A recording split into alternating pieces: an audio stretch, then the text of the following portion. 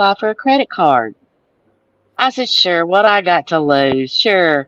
And I remembered what you said on how much you make, how many employees you have, your square footage. And I did that and got an $8,000 credit limit. It Wow. was 8,000, wasn't it? Yeah. And then I did the Capital One Spark and credit card, and I thought, they're probably not gonna do this because I've already got that other, and my credit score wasn't that great. It was like 620, and I thought I'm not gonna get this credit card. Well, Spark gave me one, and my credit limit is $80,000. Wow. I've never had a credit limit that high. And I'm not charged 80,000, but now my credit score is like a 796 from those two.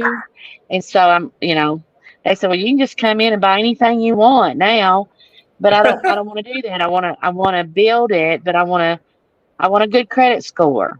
But that's under Well, my you trust. That's not under my person.